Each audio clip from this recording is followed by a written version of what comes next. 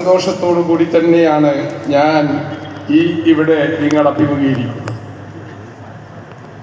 പ്രിയപ്പെട്ട ആദരണീയനായ സുൽത്താൻ ഉലമയുടെ കേരള യാത്ര, ഞാൻ ഈ അരീക്കോടിൻ്റെ ഒരു ജനപ്രതിനിധിയാണ്.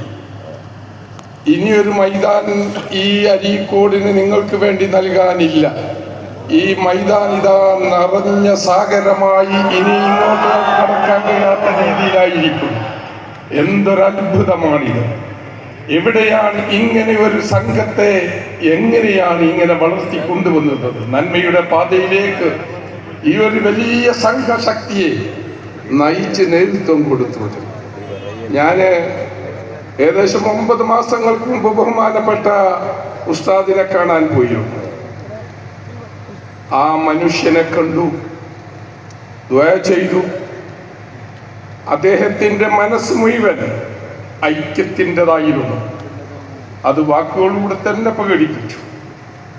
ആ മനുഷ്യൻ വർഷങ്ങൾക്ക് മുമ്പ് ഒരു വലിയ രോഗബാധിതനായി ആശുപത്രിയിലേക്ക് കിടക്കയിലേക്ക് പോയപ്പോൾ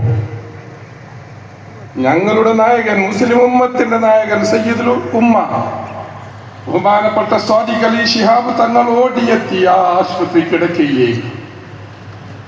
അവിടെ നിന്ന് അദ്ദേഹം പ്രാർത്ഥിച്ചു. ഉമ്മത്തിനോട് പറഞ്ഞു, എല്ലാ പള്ളികളിലും നിങ്ങൾ പ്രാർത്ഥിക്കണേ, സുൽത്താൻ ഉലമയ്ക്ക് വേണ്ടി നിങ്ങൾ പ്രാർത്ഥിക്കണം, അദ്ദേഹത്തിന്റെ ജീവൻ തിരിച്ചു നൽകാൻ പ്രാർത്ഥിക്കണം. അത് എല്ലാവരും പിടയുന്ന ഹൃദയത്തോടെ, നിറയുന്ന കണ്ണുകളോടെ പ്രാർത്ഥിച്ചു. അള്ളാഹു തിരിച്ചു നൽകിയത് ഈ സമൂഹത്തിനാണ്. അതാണ് നിമിഷപ്രയിലൂടെ നമ്മൾ കണ്ടത്. ഈ നന്മയുടെ പാതയിൽ നമ്മൾ കണ്ടത് അങ്ങനെയാണ്. 2 രാജ്യങ്ങൾ തമ്മിൽ നയതന്ത്രപരമായി നടക്കാത്തത് ആ വാക്കിന്റെ ഊക്കുകൊണ്ട് നടന്നത് ലോകം സാക്ഷിയാണ്. ഇനിയും ഇപ്പോ ഞാൻ അന്ന് സുൽത്താൻ ഉലമയോട് പറഞ്ഞു, അങ്ങ് ഒരു വിഭാഗത്തിന് മാത്രമല്ല ഈ ഉമ്മത്തിന് മൊത്തം ഇന്ന് ഞങ്ങൾക്ക് നായകനാണ്, ഞങ്ങളുടേതെല്ലാവരുടേതും കൂടിയാണ്. അതുകൊണ്ട് ഞാൻ ഇതിനിടെ ഒരു ബുക്ക് വായിച്ചു. അതുപോലെ തന്നെയാണ് ഒരാത്മകഥ, മാതൃഭൂമി പ്രസിദ്ധീകരിച്ച ഒരു ആത്മകഥ.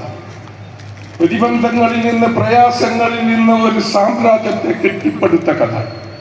അതുപോലെ തന്നെ വിദ്യാഭ്യാസത്തിന്റെ ഏറ്റവും ഉന്നതിയിൽ ഒരു ജില്ലയെ ഉയർത്തിക്കാണിച്ചു തന്ന കഥ.